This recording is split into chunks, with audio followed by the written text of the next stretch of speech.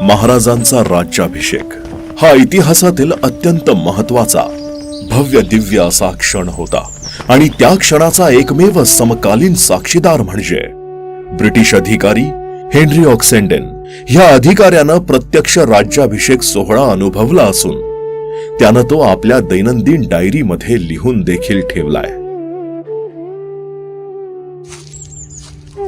आम्ही रायगडासाठी प्रयाण केले आणि सकाळी 9च्या सुमारास पाचाड येथे पोहोचलो. पाचाड हे रायगड किल्ल्याच्या पायथ्याशी असलेले गाव आहे. तेथे आम्हाला समजले की शिवाजी महाराज प्रतापगडावर गेले असून त्यांनी देवी भवानीच्या मंदिरात देवी सोन्याचा छत्र अर्पण केला. महाराज परत येईपर्यंत आम्हाला किल्ल्यात प्रवेशास मनाई असल्यानं आम्ही खाली सपाट जागेवर मुक्काम केला. आमचा पाचाडचाच मुक्काम कायम होता.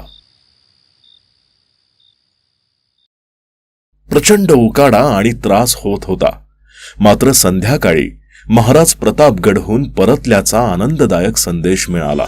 त्यानंतर मी निराजी पंडित यांना किल्ल्यात जाण्यास परवानगी मिळवून देण्याची विनंती केली.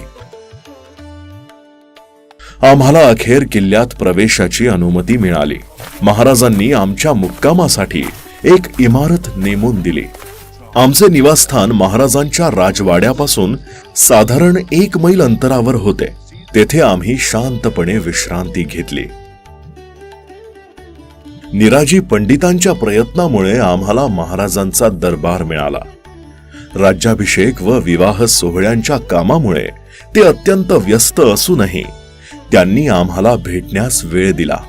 मी महाराज व राजकुमार संभाजी राजेंना समिती व अध्यक्षांनी ठरविलेल्या भेटवस्तू अर्पण केल्या. त्यांनी त्या आदरानं स्वीकारल्या. शिवाजी महाराजांना सोने, चांदी, तांबे इत्यादींच्या तुलनेत तोलण्यात आले. महाराजांनी आपल्या राण्यांशी वैदिक पद्धतीनं पुनर्विवाह केला. राज्याभिषेक प्रयोगात गणेश पूजन, पुण्याह वाचन यांसारखी धार्मिक कर्मेही होती.